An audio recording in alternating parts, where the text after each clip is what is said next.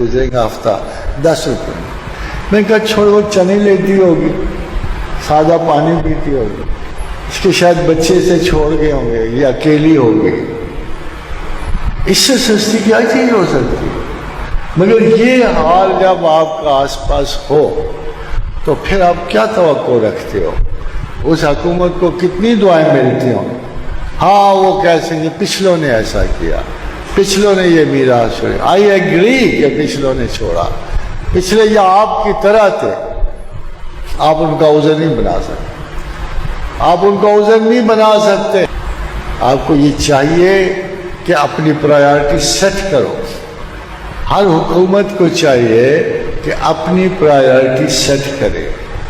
Risk असासा है जिंदगी का, अगर वो नहीं होगा तो फिर आप कुछ नहीं कर सकते, आप कुछ नहीं कर सकते। फिर इनकलाब आएंगे, फिर जबर होगा, फिर रस्म रिवाज उजड़ेंगे, फिर जो हुक्मरान इस किस्म के आवाम की बुनियाद पर बैठे हुए हैं वो ज़रूर रुसवाए आलम होंगे।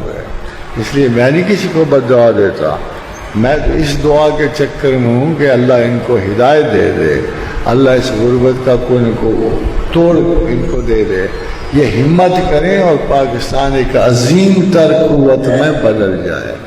अगरचे मुसलमान, अब क्या सोचते हो कि अरब से ज़्यादा कौन करीब था जब रसूलुल्लाह आए थे, फिर जब अमारात आई, दौलत आई, तो ये क्या हुआ कि अरब के लोगों ने ज़कात लेने से मुंह फेर लिया, सदकात लेने से मुंह फेर लिया, इसलिए कि उनको गुर्बत में इतनी इज्जत, इतना एहतराम अपने सर्वाइवल के लिए मिला था कि उनको अमारत से खौफ होता था। इसलिए ये अकल अब हम लोगों में क्यों नहीं आती।